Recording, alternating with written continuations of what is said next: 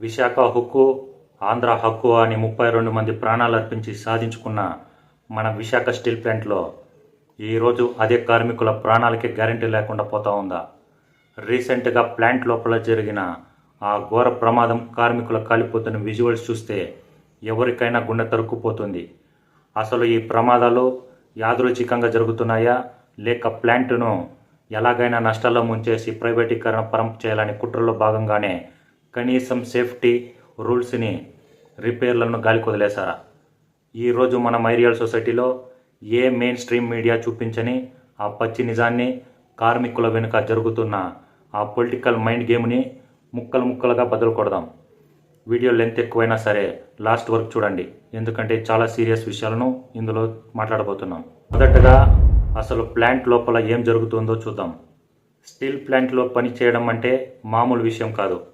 1000 డిగ్రీల వేడి, blast furnace ముందు కరుగుతున్న లిక్విడ్ స్టీల్ పక్కన ప్రమాదకరమైన గ్యాస్ పైప్ లైన్ల మధ్య కార్మికుల ప్రాణాలు పణంగా పెట్టి పనిచేస్తారు.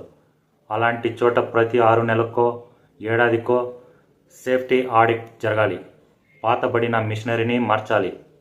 కానీ గత కొంతకాలంగా విశాఖ స్టీల్ ప్లాంట్లో కనీస మెయింటెనెన్స్ని పనులు జరగట్లేదు.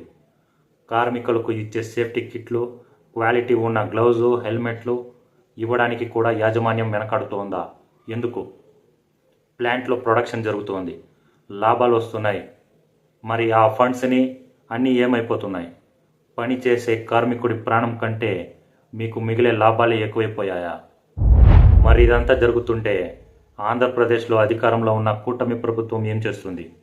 ఎన్నికల ముందు చంద్రబాబు నాయుడు గారు, పవన్ కళ్యాణ్ గారు విశాఖ స్టీల్ ప్లాంట్ను ఎట్టి పరిస్థితుల్లోనూ ప్రైవేట్ పరం కానివ్వం, కేంద్రంతో మాట్లాడి కాపాడుకుంటామని గట్టిగా హామీ ఇచ్చారు.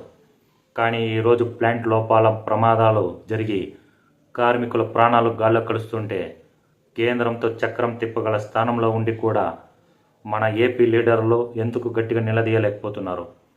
ప్రమాదం జరిగిన ప్రతిసారి ఒక మంత్రి వచ్చి హాస్పిటల్లో పరామర్శించి, ఈరోజు లోకేష్ గారు, హోమ్ మినిస్టర్ అనిత గారు, ఉప ముఖ్యమంత్రి పవన్ కళ్యాణ్ గారు వచ్చి పరామర్శించారు. ఒక 5 లక్షలు, 10 లక్షలు లేదా 1 కోటి రూపాయల ఎక్స్గ్రేషియా ప్రకటించి చేతులు దులుపుకుంటే సరిపోతుందా? ఆ 5 లక్షలు ఇస్తే ప్రాణాలు తిరిగి వస్తుందా? ఆ కార్మికుడిని నమ్ముకున్న భార్య పిల్లల భవిష్యత్తు ఏమైపోవాలి? ఇక్కడే అసలైన పొలిటికల్ ట్విస్ట్ ఉంది.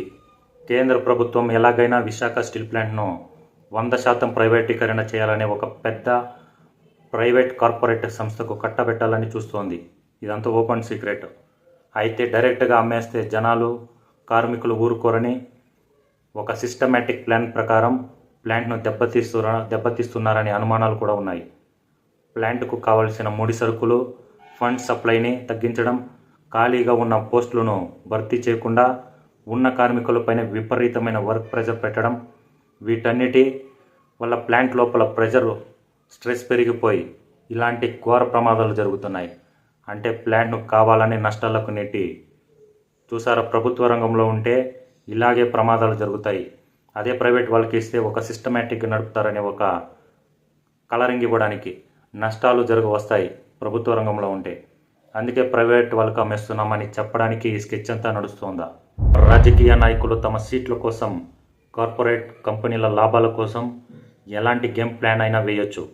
కానీ ప్రజల తరపున మన మైరియల్ సొసైటీ వేదికగా నేను అడుగుతున్నాను, విశాఖ స్టీల్ ప్లాంట్ అనేది కేవలం ఒక ఫ్యాక్టరీ కాదు. అది ఆంధ్ర ప్రజల ఆత్మగౌరవం. అది ఆంధ్రాకే పరిమితం కాదు, తెలుగు ప్రజలకు వేలాది కుటుంబాల జీవనాధారం. ఆ ప్లాంట్ను, అందులో పనిచేసే కార్మికులను కాపాడుకోవాల్సిన బాధ్యత మనందరిపైన ఉంది. ఏసీ రూముల్లో కూర్చొని ప్రైవేటీకరణ లెక్కలు వేసే పెద్దలు ఒకరోజు ఆ 1000 డిగ్రీ ఫర్నెస్ ముందు నిలబడి పనిచేయండి. అప్పుడు తెలుస్తుంది కార్మికుడి కష్టం ఏంటో, ప్రాణం విలువేంటో. మరి విశాఖ స్టీల్ ప్లాంట్లో జరుగుతున్న ఈ వరుస ప్రమాదాలు, దీని వెనుక ఉన్న ప్రైవేటీకరణ కుట్రలపై మీ అభిప్రాయం ఏంటో కింద కామెంట్ చేయండి.